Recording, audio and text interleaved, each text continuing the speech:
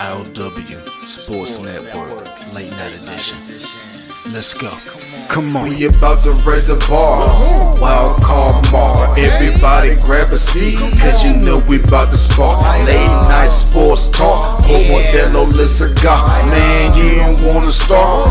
Wild card mark. We about to raise the bar. Wild card mark. Everybody grab a seat, cause you know we about to spark. Late night sports talk. Modelo Le Cigar. Man, you don't wanna start. Wild card mark. Hey. L Boogie with the hot flame, ashtray full of top names, little tree for your membrane. This the night hour time frame. I just snatched up a 6-pack, got my hands on a lid pack, whipping up a little batch of snacks. Yeah man, I think I'm all set. Late night, can't sleep, go ahead and just tap in. Better grab you a cold one, and we about to get some laughs in. Wild card on the microphone, he'll hit you with a couple flurries. Y'all need to just strap in for some entertainment sports commentary. We about to raise the bar. Wild card mark. Everybody grab a seat, cause you know we about to spark. Late night sports talk. Modelo Le Cigar. Man, you don't wanna start. Wild card mark. We about to raise the bar. Wild card mark. Everybody grab a seat, cause you know we about to spark. Late night sports talk. Modelo Le Cigar. Man, you don't wanna start. Wild card mark. Hey. Wild card mark. Wild card mark. I.O.W. Late night sports. Wild card mark. Wild card mark. I.O.W. Late night sports. Wild card mark. Wild card mark. I.O.W. Late night sports. Wild card mark. Wild card mark. I.O.W. Late night sports. Hey. Give me a second, let me light up real quick. Ladies and gentlemen, boys and girls, people of all ages, welcome to the I.O.W. Sports Late Night Hour Edition, hosted by Mr. Modelo himself. You already know the name by now. You know what I'm saying? Wild Card Mark. You already know the vibe. Pull up, let's go. We about to raise the bar. Wild card mark. Yeah. What is up? What is up, my peoples? It's your boy Wildcard Mar in the building. Episode 258, I.O.W. Sports Late Night Owl Edition. But it's a special episode tonight. Special episode because it is the first time we are going live in conjunction with Let's Talk Sports YouTube channel. We got the I.O.W. Sports Late Night Owl Edition. So proud to partner with the Let's Talk Sports YouTube channel. Hopefully it can bring, a different view to their sports network and expose everybody to what we got going here at I.O.W. Sports. And just to give y'all background of what this show is about, well, I'm the Wild Card Mark. And, this is the closest to barbershop talk as you gonna get. When you at your neighborhood barbershop, chopping it up with your boys, it's raw, it's uncut, it's authentic, it's organic. That's what we do here at I.O.W. Sports, and that's what I pride myself in doing on the I.O.W. Sports Late Night Owl Edition. Because, when we talk sports, of course, we're going to give some facts when it comes to the stats, but we also going to be real about what we see. We all got eyes. We all got ears. What do we see and what do we hear? So, that's pretty much the premise of what we do here at I.O.W. Sports, in particular myself with I.O.W. Sports Late Night Owl Edition. And of course, shout out my player pimp, my partner, my man 40 Water, Silent Hill, with the dopest intro in the podcast game. And please, before we get too deep off in our conversation tonight on sports, please, go on over to all our content. Catch us I.O.W. Sports at I.O.W. Sports Network on Facebook, Instagram, and of course YouTube. You can catch all that content. and I.O.W Sports 1 on Twitter. You will see all the handles. Boom, scrolling underneath. But now that we got that out the way, and we introduce ourselves from I.O.W Sports to Let's Talk Sports YouTube channel, let's see who we got in the building with us. Yeah, Matt, MJ, what's up? Hey, Jalen Brunson is earning his money.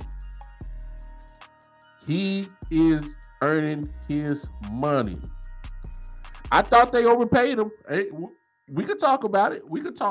AP, Anthony Price, what's up? Two of our long-term followers, viewers of the show, they in the building.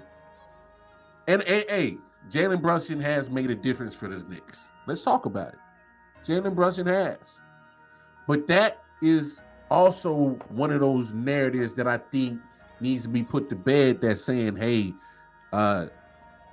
Luka Doncic didn't or never had help. Come on. You just let a man go up to New York because you refused to pay him. You had a legit point guard in Jalen Brunson. You saw how the ball movement of the Mavericks were when Jalen Brunson was the point guard in those playoffs. When Luka was gassed out because his ass was chunky and overweight, Jalen Brunson went into full point guard mode. He had to have been averaging about 25 points, 6, 7, 8 dimes, something around there. So let's not act like Luka ain't never had no help. All right.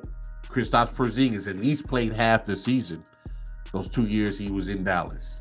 I know he's been injury prone, but he at least played 47, 48, 50-plus games in those 2 seasons, averaging.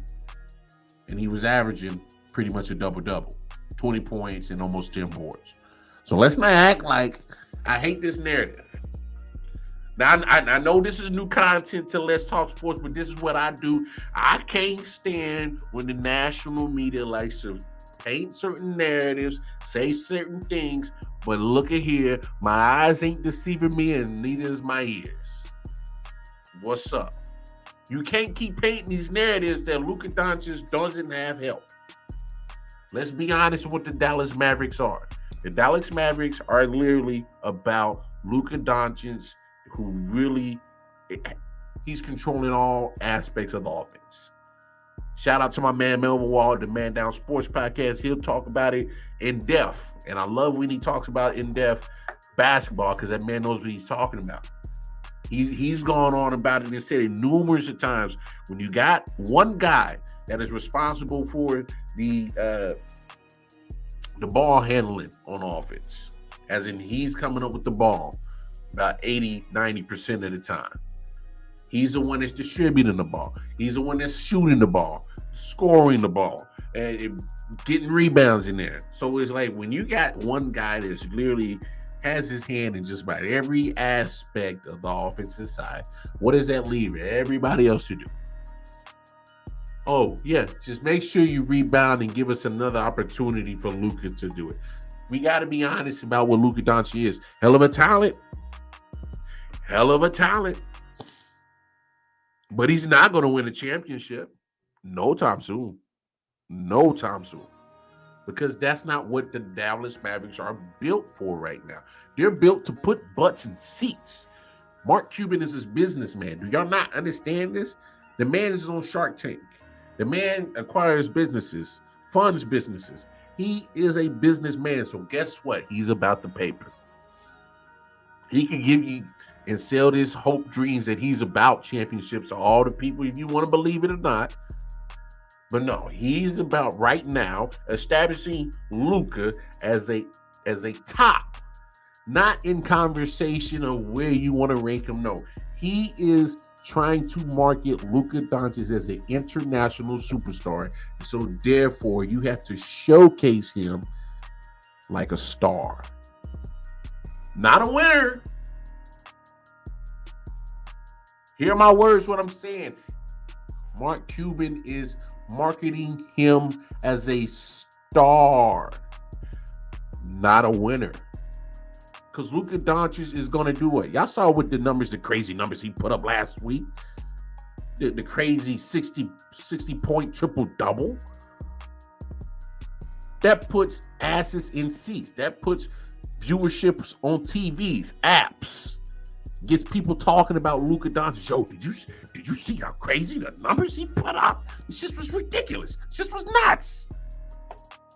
So when you do that, you can't sit there and expect a guy like Luka to be a champion anytime soon, because he is on a team built to showcase him. And this is what really bothers me about what's going on in Dallas, is because you have a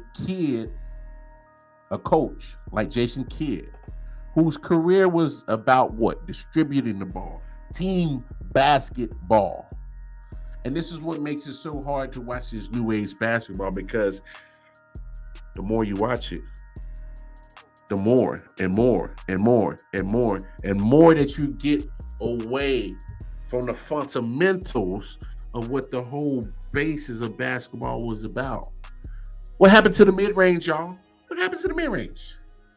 Do mid-range shots, are they more higher percentage than a three-point shot? Of course they are. The closer you get to the bucket, the better the percentage of you making it is. Of course, that's common sense. What I'm saying is stop with the analytics. Can't let analytics rule what you control. I get it. Steph Curry has changed the game of basketball. But guess what? He's only one Steph Curry, and he's the only one that's literally in shooting range at any point on the court. Literally. Only Steph Curry is like that. And you see the game swaying to the point where everybody wants to be a three-point shooter. But Luka Doncic plays the same type of basketball that Russell Westbrook plays, James Harden plays, and LeBron. Oh, did y'all know that? I know what y'all thinking. Well, LeBron, he got championships. Okay. So let me ask you this. Did LeBron have to make sure he had to have an outstanding cast around him to get those titles? When you got a hell of a cast around you, it makes it a lot easier to get those championships. Ask Kevin Durant. Let's be honest about that situation. If Kevin Durant doesn't go to Golden State, do y'all ever think he's a champion? You think, he's a yo, hell of a talent,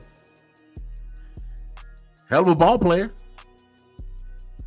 But does it say, oh my gosh, this guy is he is going somewhere? What's up, Trev? I mean, I'm glad that we had this Twitter conversation about Jalen Brunson, because I agree with you.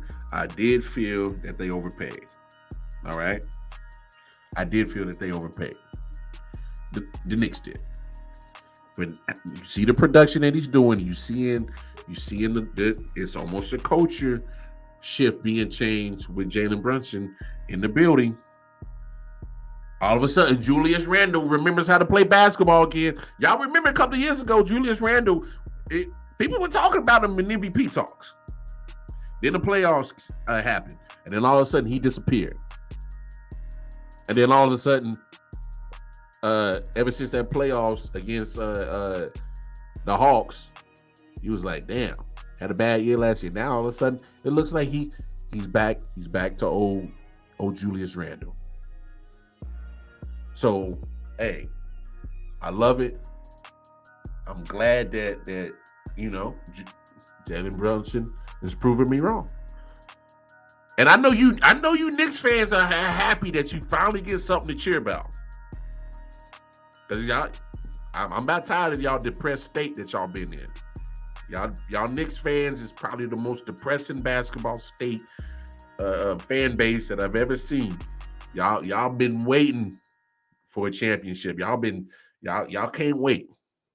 Matter of fact, if y'all happen to win an NBA championship anytime soon, y'all might have to shut the city down for a month. Because y'all gonna tear that motherfucker up.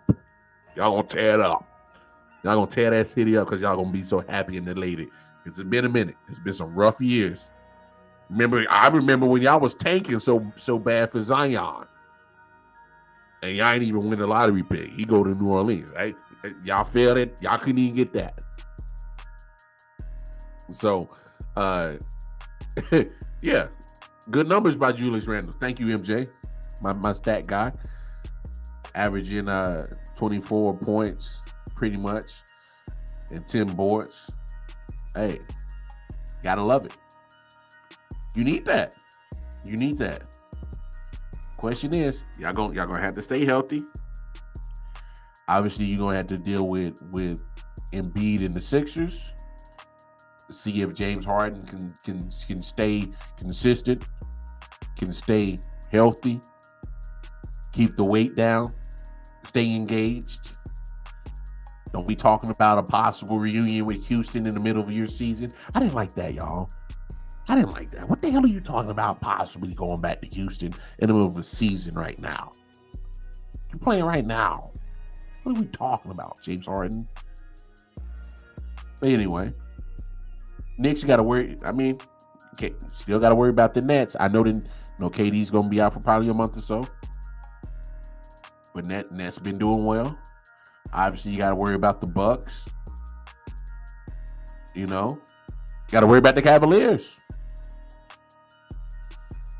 And probably the best trade so far that worked out the last year and a half is Donovan Mitchell going to Cleveland. That looked like it's working mighty well for Cleveland. Got them in contention. So, I mean, you got to love it. Got to love it. And we didn't even intend to talk basketball. It just so happens, hey, that's what we do here. Conversations happen organic. That's what we do. But I do got a list of topics to talk about. And I know basketball is going on, football is going on because the playoffs are set. So this is going to be a talking point of a lot of shows. Going to be a talking point of a lot of shows. And the biggest news that came out today is no Tua. There will be no Tua in the playoff game against Buffalo, which I got to be honest, I'm disappointed. I'm disappointed is because the last time we saw Miami go to Buffalo, they should have won that game. Let's be honest, should have won that game. Tua actually played well, but I think what I'm more disappointed is that I've always tried to be a fan of Tua, but I was always realistic about Tua, and this is just another piece that's really killing it for me to be a fan of Tua. Because here's the deal. Even coming into that draft, where Burrow was there, where Justin Herbert was there, and I'm sitting here and I'm thinking, how the hell is Tua going to be in that top 5 when I'm already worried about that hip injury that ended his season in Alabama? And you hear about the ankle surgeries and this surgery and that surgery. So guess what? First thing that pops into my mind is, hell, Tua is injury prone already. Ain't even played it down in the league. And so him being drafted, I wasn't high on him. And then his rookie year, they started with Fitzpatrick. Ryan Fitzpatrick. Then, literally, when Fitzmagic had the team rolling and actually a good position, I think they were like 3-2. They were above 500. And I'm willing to bet that this wasn't Brian Flores' call. This was a management call. They said, hey, we went and got that guy Tua from Alabama at the 5th overall pick. Team's looking good. We're above 500. We got some good wins. Put him in there. That had to have been a call from up above. That was way above Brian Flores' pay grade. I'm willing to bet you that. And so once that happened, Tua was not ready. You know how I know he wasn't ready? Because look at his rookie year. There were situations where his team was only down by one possession and he could not get the ball moving. I get it. Didn't have Jalen Waddle. Didn't have Tyreek Hill. Didn't have Armstead at left tackle. I understand that. But the fact of the matter is that if Fitzpatrick could muster up a 500 team already out of what is on that roster, you should be able to do something, because not only have you had the chance to sit back and soak in information to help your progression, you've been able to watch what doesn't work, what does work. Sometimes that's what best is for these rookie quarterbacks, is to sit down and watch, observe. You learn a lot from observing. And you, Tua, didn't get that chance. About 6 games in the season, you were thrown in, but you weren't ready because those one possession games, more than once, it happened more than once, you got pulled and they went to Fitzmagic to get a W. Because Brian Flores wanted to win. He didn't care about seeing Tua. And so the fact that you kept getting replaced by a guy like Ryan Fitzpatrick, that lets me know that you still weren't ready. That I'd rather deal with a journeyman that has so many jerseys of different teams that he has played on. And if he collected every last one of them, the man can set up literally a jersey shop of his own, sell it out his garage of every jersey that he's had from every team. He's been on like 8, 9 teams. Fitzpatrick was a journeyman. And the fact that I'm choosing a journeyman over the 5th overall pick, that's telling me something. It's telling me you weren't ready. Okay, sophomore year. You get Jalen Waddle. Mike Gesicki, they give you a couple of running backs. Defense is looking not too shabby. Still, you're missing time. Jacoby Brissett had to come in, save the day sometimes.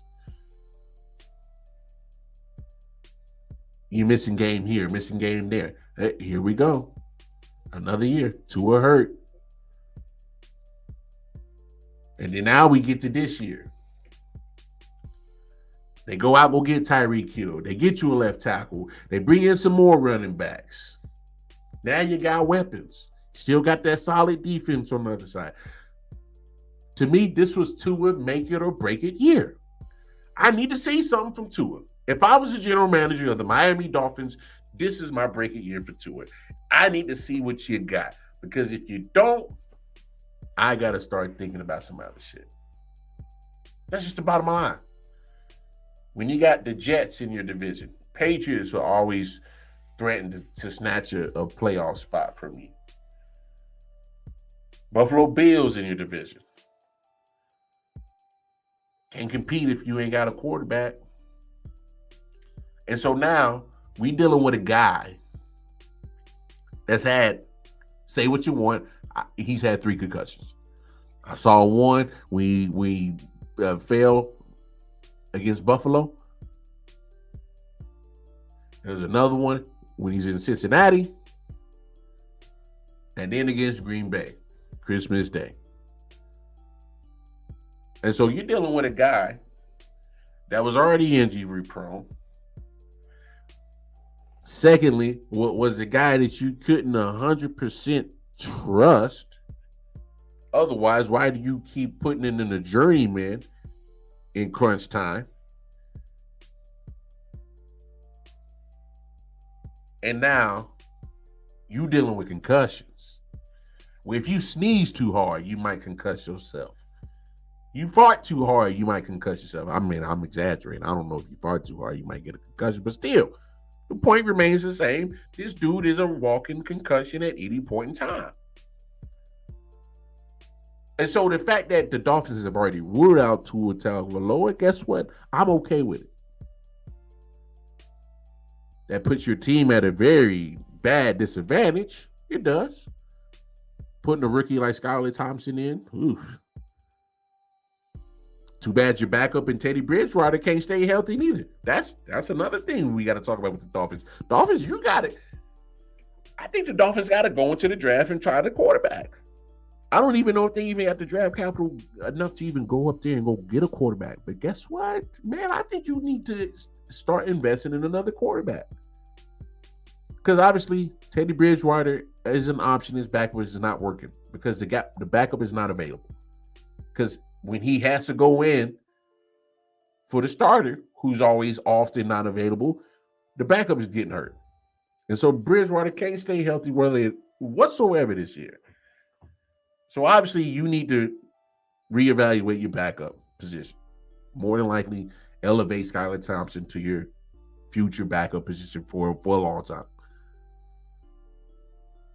But you got to have serious questions about Tua. The injuries for the last couple of years, and now this year with the concussions.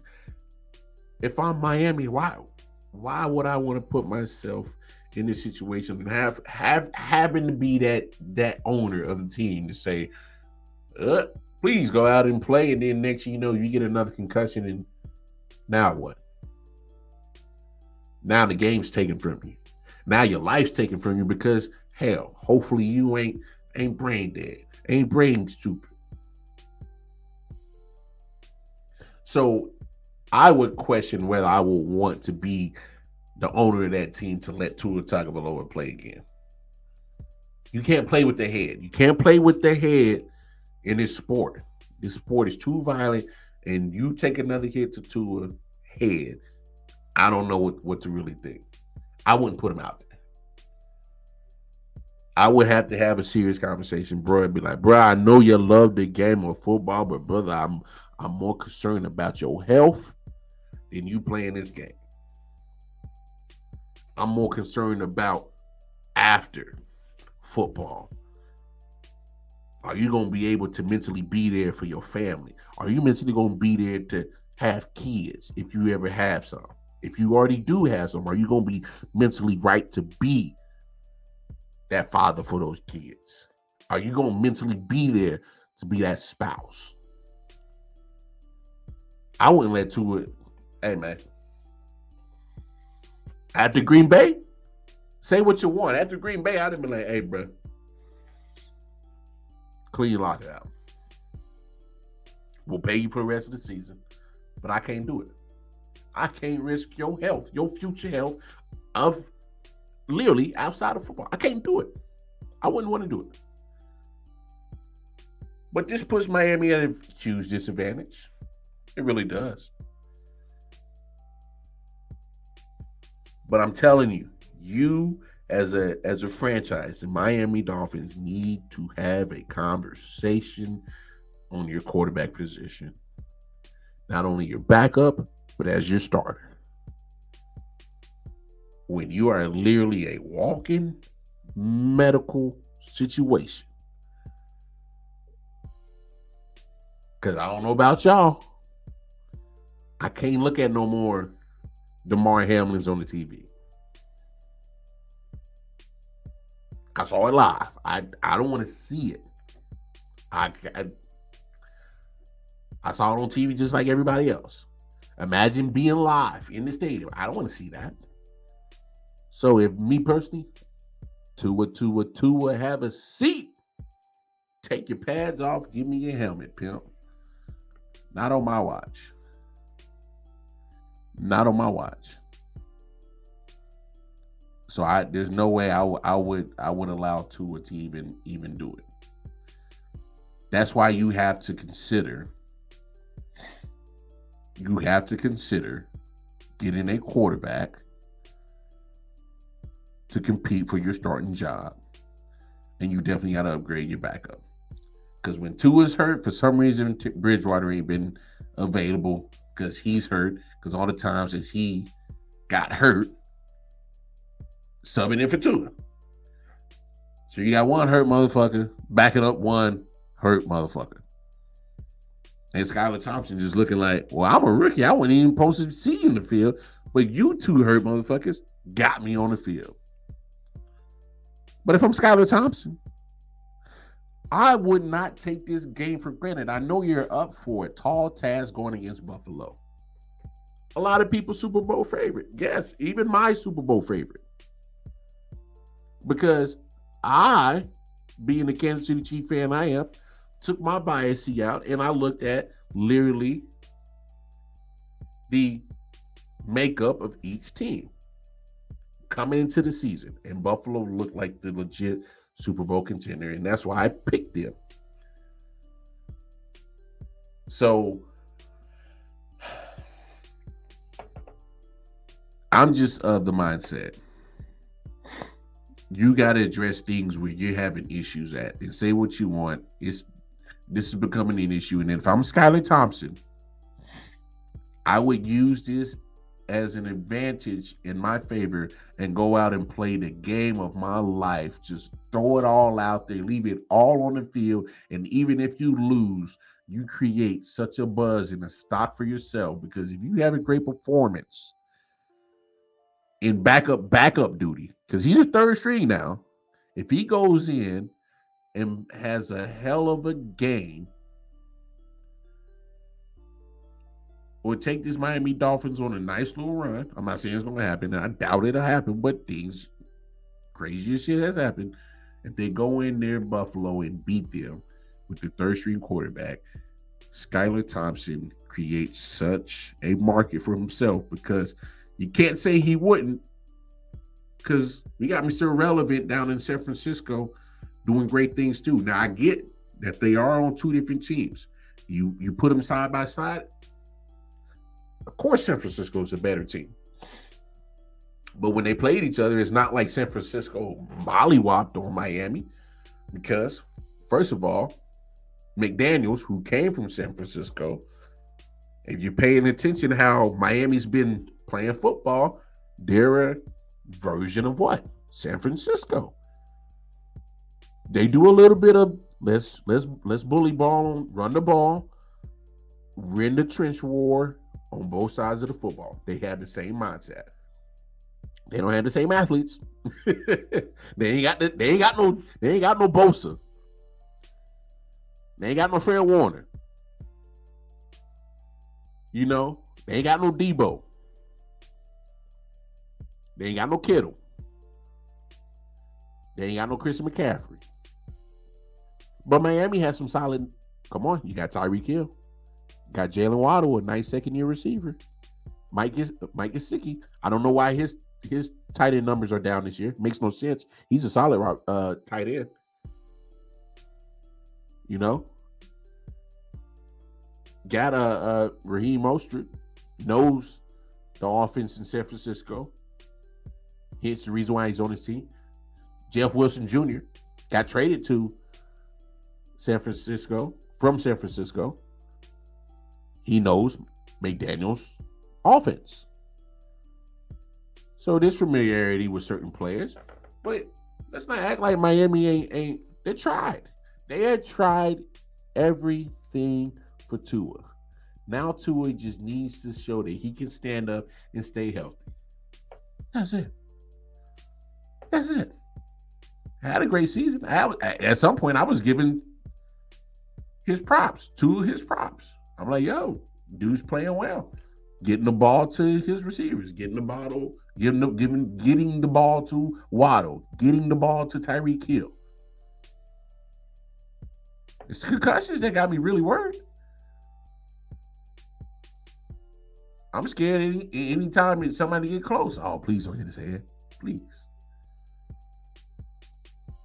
If we could wrap you in bubble wrap and put fragile on you, fragile, I don't care. Let's do something. But this is not the way that you want to have your make it or break it season. In my opinion, this was a make it or break it year. And the fact that you can't stay healthy, what am I evaluating now? I'm evaluating a high 5th overall pick that I can't trust in crunch moments, so I put in a nomad of the quarterback world and Fitzpatrick in. Can't stay healthy. Missing time here, missing time there. Had to put in Jacoby Brissett. Now, here we are again. You heard again. So what the hell what can we evaluate over the last 3 years for Tua? Oh, can't trust him, can't stay healthy. Wow. What do I do? Don't know. But we'll see what happens. We'll see what happens. I know if he don't end up in Miami, I know there's another guy that could possibly end up there. Lamar Jackson, no action.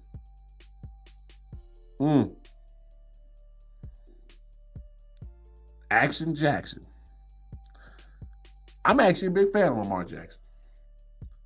I think he wrongfully gets a lot of hate from the media and people on Twitter and fans, and they want to,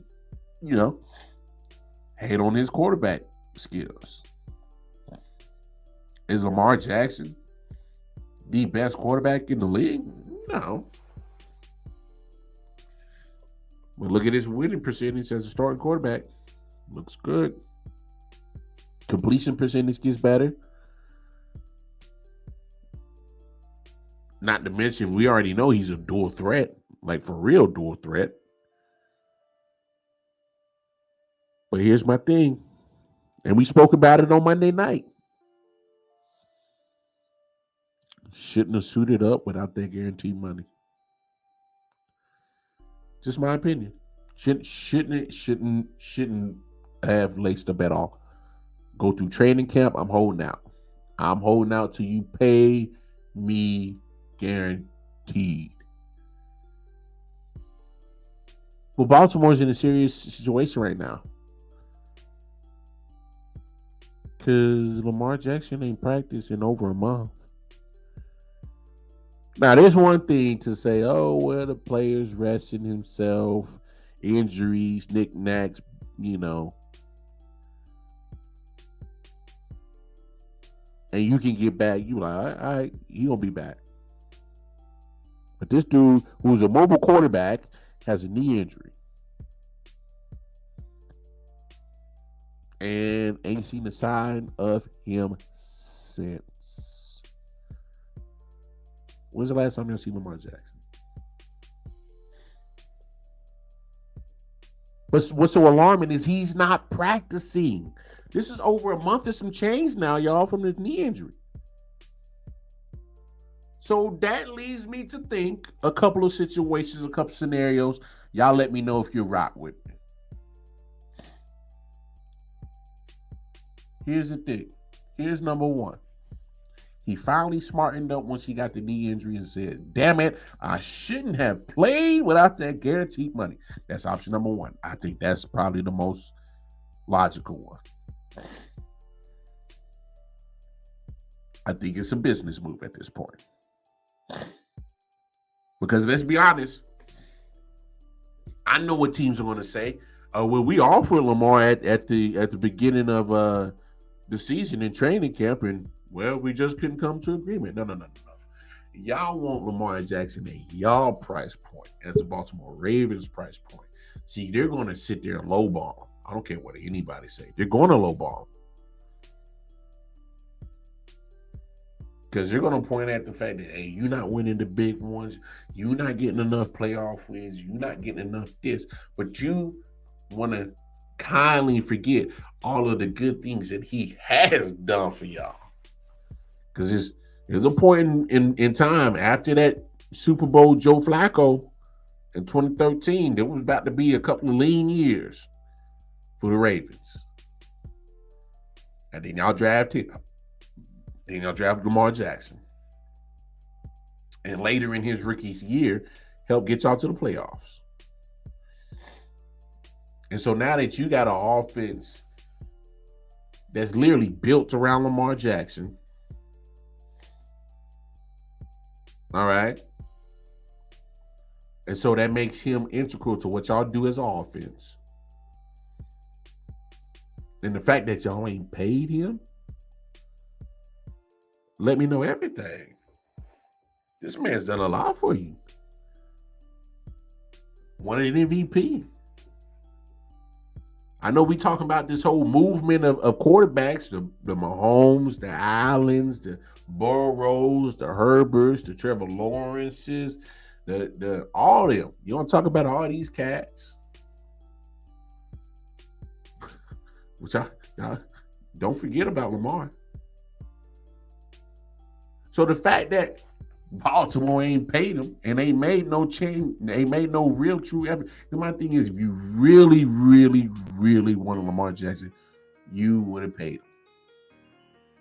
And so that's option number one, and why I think he's not playing or hasn't practiced in over a month some change. I think he finally smartened up and said, yo, I should have got my guarantee money. Option number two, I think Lamar Jackson really wants to show his value to the Baltimore Ravens in particular. Don't get me wrong, because I agree with this. I don't think he was playing all too great before the injury. He wasn't.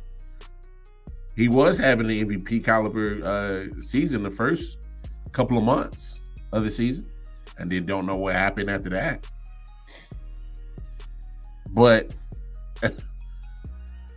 come on, man. You got to go get the bread. You got to go get the bread. And so if you make the Ravens miss you, what's the old saying? You never miss me until I'm gone. Man. To a certain extent, that Ravens offense has missed them. They don't got the same spark, don't have the same momentum. We all forget they a 10-win team. They look like it lately? Oh, hell no. Not even close. Not even close.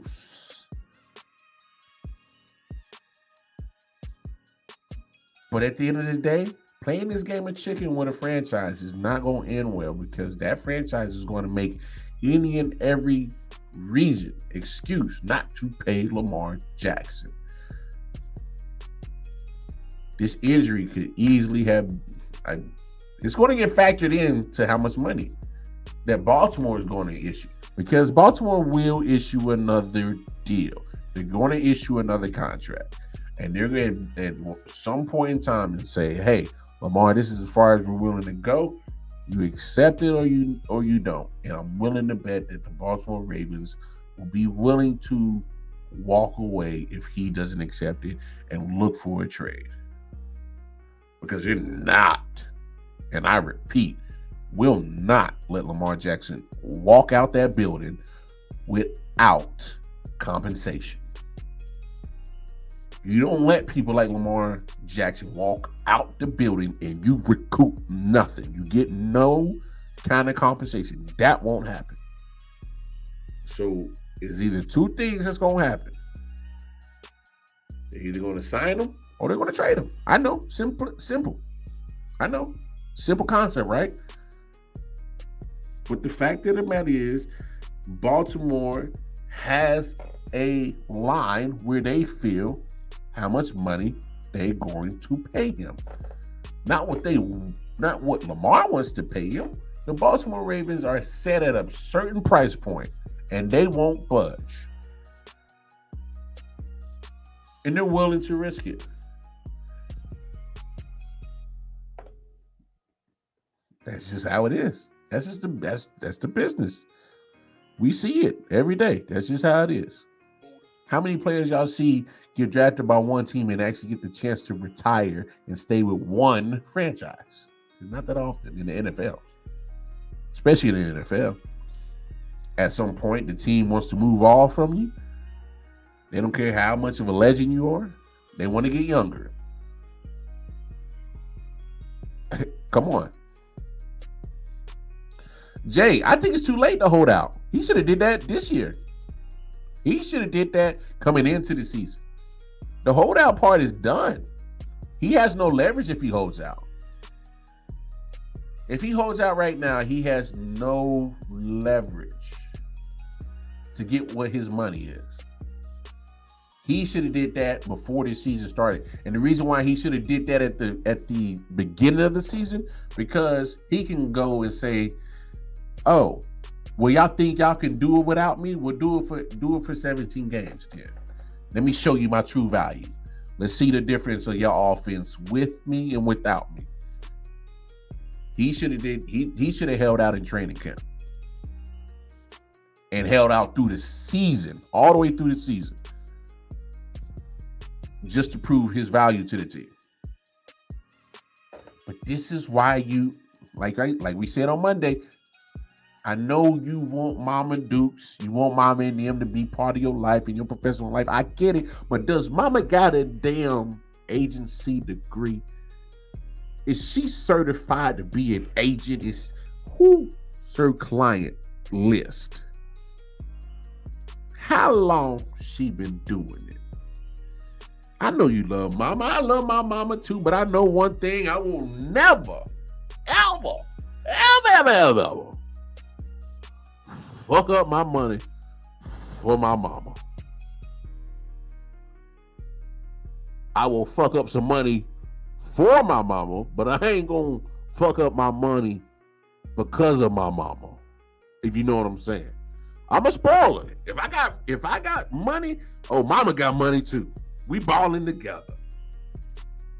But I ain't gonna let my Mama and her talking in my ear and trying to be my quote unquote agent hate on my chance and opportunity to get the money that I'm gonna spoil you with, Mama.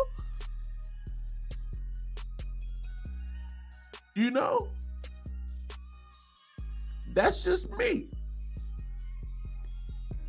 And so now I think you stuck in a situation where you're trying to come up with a money line on where Lamar values himself and where the Ravens do. Well, like we said many times on the show, the moment that Deshaun Watson got paid, the moment that Russell Wilson got paid, the moment that Kyler Murray got paid, and you look at the resumes that they got compared to Lamar, if I'm Lamar Jackson, why would I sign for anything less than what these jokers got? If I'm Lamar Jackson, there's no way I'm taking less than Deshaun Watson. Look at my resume. Where's his MVP at? How's his winning percentage looking? We probably about the same. Yeah, he good, so am I. Look at our shit. He oozing eyes, I oozing eyes. He put butts in the seats, I put butts in the seats, but I got an MVP though. No allegations over here though. Hell yeah, I would have rejected that contract if it ain't north of Deshaun Watson. Then Russell Wilson got paid. Y'all saw what Russell Wilson is this year. What we talking about? Okay, yeah, he got a Super Bowl MVP. Yeah. Must be nice to get carried by a defense in a Hall of Fame running back. Must be nice. Must be nice. I got an MVP though, Russ. What you got? Your bitch getting fucked in some Gucci flip-flops. Better call her phone. Better see she ain't over there Future in them's house. But I got an MVP trophy. What you got, Russ?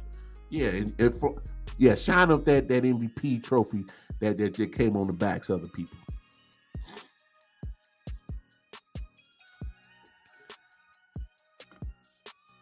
How so? How so?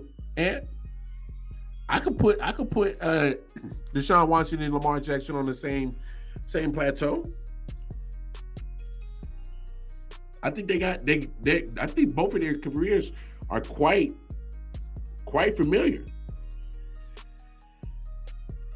I mean, if you ask me, both can be electric as hell. I mean, not saying you can go wrong with either one. You can't. Well, let me pull this up real quick because I want to see what if we can compare the two. All right. So this is what we're gonna do. All right. So Deshaun came in 2017, Lamar in 2018. All right. So quarterback record, 45-16. That's a starter for Lamar Jackson. 45-16. Did you hear me? 45-16. Okay. Yeah, Lamar Jackson wins. Did I forget to mention that? He wins. 31-28 as a starter for Deshaun Watson. 31-28 as a starter. Okay. Completion percentage. Okay. Lamar Jackson's at 64%. Deshaun's at 67%. So, okay. I give him that. Passing yards.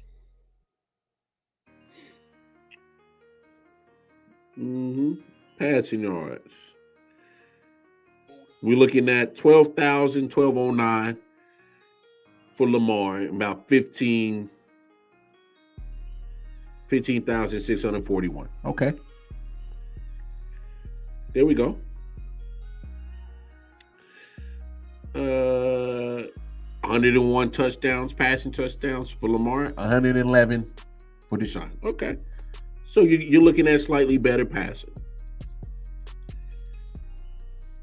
Deshaun Watson gets sacked 194 times in his career, 132.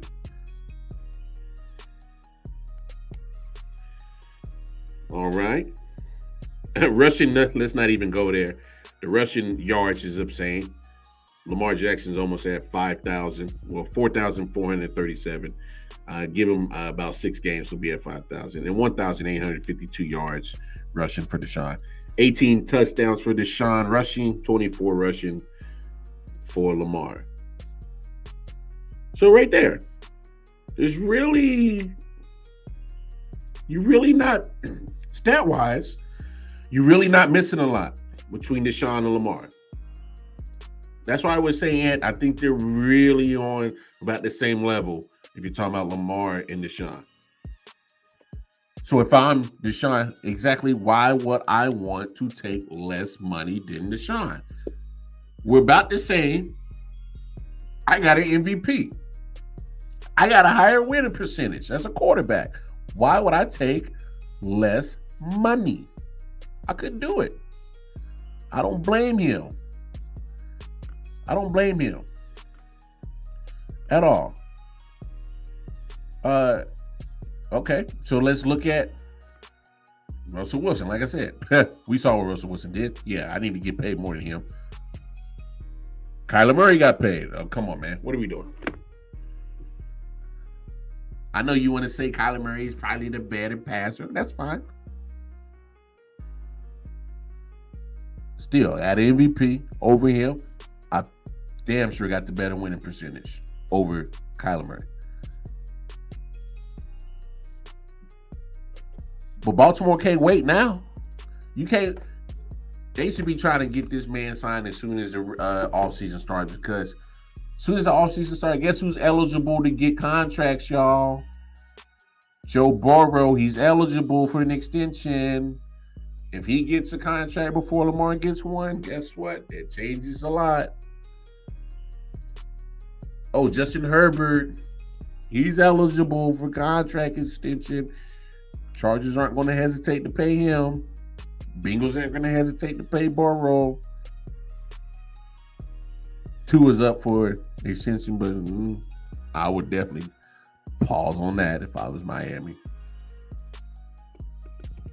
But this is a real sticky situation with Lamar Jackson and the Baltimore Ravens, because here you are in a situation where you pretty much at a stalemate on who's going to give in first. Who's going to be the first one to say, put their arms down and be like, all right, we're cool with this amount of money. But I think Lamar lost his leverage. Should have held out at the beginning of the season. So we'll see. I'm definitely saying Burrow and Herbert definitely get a deal before Lamar, if the way that the Ravens and Lamar are going at this pace right now. Daniel Jones, if I'm the Giants, I get it. He had a good season with him. I kind of feel like the Giants are in a situation where the Chiefs were, because I think you got to hit a ceiling with Daniel Jones first before you go get your Patrick Mahomes.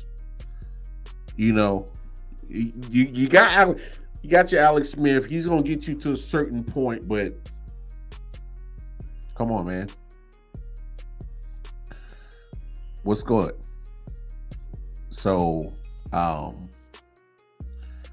we'll see. We'll see. I'm not saying you 100% wrong, Jay, because I can see where you're coming from. Because I think I kind of put that into what I was saying earlier, where the fact that the offense looks totally different without Lamar Jackson, and they haven't been able to score it nowhere close to as much points as they have, it shows you his value of what he's done for that team. Because let's be honest about Lamar Jackson. He's been carrying that team for the last 2 years. Been dealing with a lot of injuries on both sides of the football, especially last year where he literally had to carry that team. He's pretty much doing it all for that offense. Why do you think here's another thing why Baltimore is hesitant on signing Lamar Jackson. Because here's the deal. When you see how integral he is to the offense, he's part of the running game, part of the passing game. He's pretty much doing a lot for that offense. And he's taking hits. And now the hits are catching up to him. They're probably at that point of thinking like, I don't want to pay Lamar big money because we've been using the dog shit out of him. Or we've been wearing his ass out. And now he's starting to show that he's hurting. Is he already damaged goods? I think this might be a case that Baltimore is trying to get off of something before it becomes an issue, as in he might get hurt some more. So they're going to lowball an offer and say, oh, well, we offered him.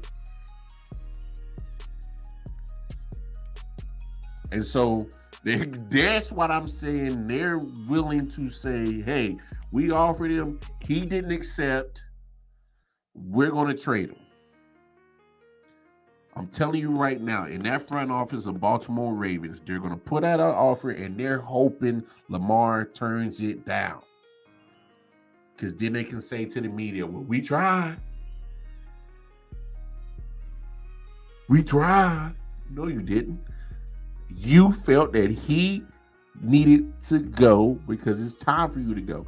Oh, they're plan B? I don't even think they got a plan B. They're probably willing to go out and get just a veteran quarterback, be a bridge quarterback, get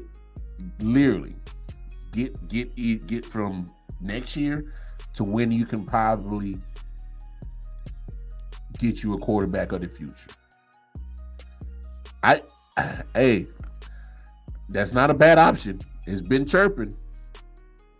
And it's ironic that the topic before we talked about Lamar was Tua. And Miami has some thinking about moving on. He's from Florida. Connect the dots. And I wouldn't be shocked if it happened. Real quick before we get out of here, one more topic I want to talk about. I want to talk about how Reggie Bush is the damn punching bag for the NCAA. Pretty much, just in case y'all saw the other day during that beatdown of a national championship game,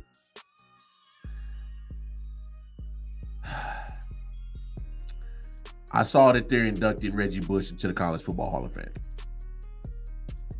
And I had a mixed emotion. The reason why I had mixed emotions, y'all, was because, check this out. I love Reggie Bush. I loved him at USC. Part of a lot of our childhoods. Because I was high school, college years, watching him do his thing in USC in 2005. And so we had this connection with Reggie Bush as a community. You saw what he did. Later comes out, he received benefits from a booster, blase. They take his Heisman Trophy. And my thing is we can't unsee what we saw with Reggie Bush. He was magical. Oh my gosh, he was electric. Y'all remember when he played Fresno State, was on the sideline, did the behind the back James Harden with the football? Come on, man. Iconic. Ain't nobody gonna forget that shit. iconic shit. And so you took the man's Heisman Trophy, you pretty much dogged him, took his name through the mud, shitted on him, said he did this, did all improper this, improper that. You took Reggie Bush's name and then pooped on it. NCAA did. So answer me this. Now, name, image, and likeness is not an issue. Players is getting paid to play. Still, Reggie Bush not reinstated. But now, you induct him into the College Football Hall of Fame. So what you're telling me is a guy who you're going to put in your Hall of Fame as part of your story. So the Hall of Fame's for college football, NFL, baseball, NBA. So further down the line, our grandkids, our great-great-grandkids are going to be able to go to these Hall of Fame places, and they're going to be able to see the story of that particular sport. And there's going to be a section there for Reggie Bush. They're going to tell the story of Reggie Bush and how damn electrifying and how explosive he was. So you telling me that he's good enough to be part of your longevity history of college football, but he ain't worthy enough to still hold the trophy that is part of your illustrious history? Correct me if I'm wrong. That's pretty. It's pretty jacked up. It's pretty hypocritical if you ask me. You can't say be part of our history, but we're still going to punish you for things that you did that now kids are getting paid for.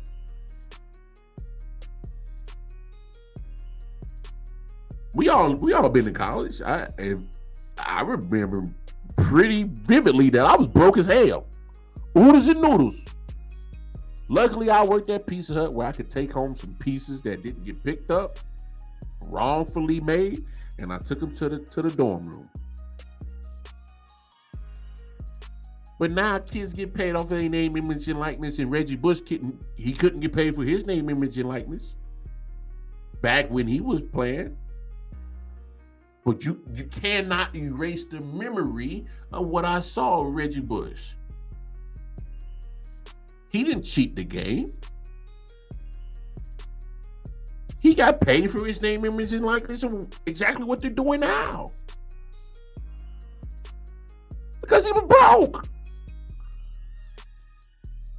Did y'all know that before name, image, and likeness, literally, if a college athlete played on the team and they literally was bought lunch, it was considered an improper gift. Bought lunch. The kid is probably hungry, starving, ribs is touching. You buy him lunch, it goes against these NCAA violations. It says improper gifts. I just don't like the way that NCAA is a mafia, bro. Get that man back his Heisman Trophy, man. Don't sit here and put this man in the history books of your sport, but you can't give the man one of the most illustrious trophies in your sport back to him. When all he did was the same shit that these kids is getting paid for right now. Right now. Anyway, y'all. Whew.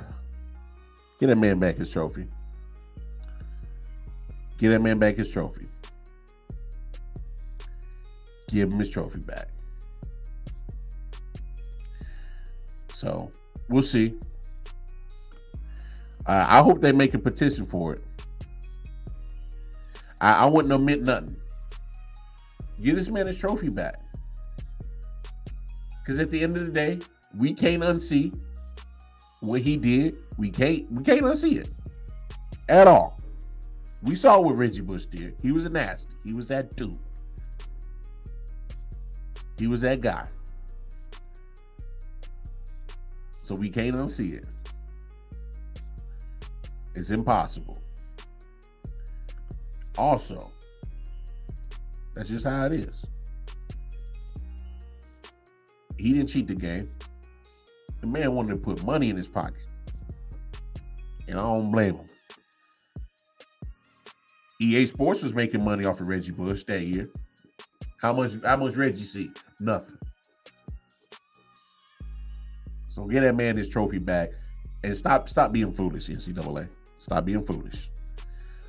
All right, y'all know the deal, man. Appreciate y'all hopping on, chopping it up with your boy. Let's Talk Sports YouTube channel, man. Pleasure casting Late Night Owl on y'all YouTube channel. It's the first night. Hopefully many more. Build a good relationship with y'all. Shout out to Jay Jones, the Man Cave Sports Show. Shout out MJ, AP, Anthony Price, Melvin Wall, the Man Down Sports Show. And y'all come back and come chop it up with your boy Wildcard Mar tomorrow for episode 259. With all that being said, you see all the social media tags bottom. Like, share, subscribe, follow, spread the word what we got going on with this I.O.W. business. Catch us on Facebook, Instagram, and most of all, YouTube, where all our content is stored. I.O.W. Sports Network. And of course, Twitter, I.O.W. Sports 1. It's been real, y'all. Peace and love. Catch me on the same 23rd hour, St. Wildcard Mar. Peace.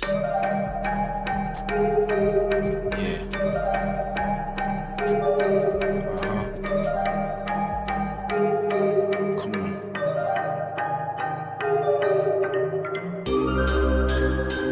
Silent Hill TV, yes. Hitchhikers.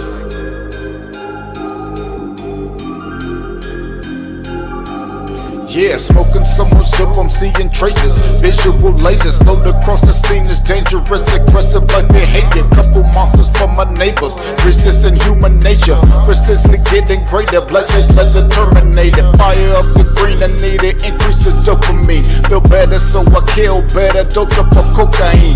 Roaming like I never had a home, so I'm all alone. Smoking bones down the chromosomes till the filter's gone. Suffocating under heavy pressure, the signature marks are the cornerstone of a nigga that's ready to spark. Like the pathway through the treacherous, wonderful dark. Searching for a lost spark, curators of a lost art.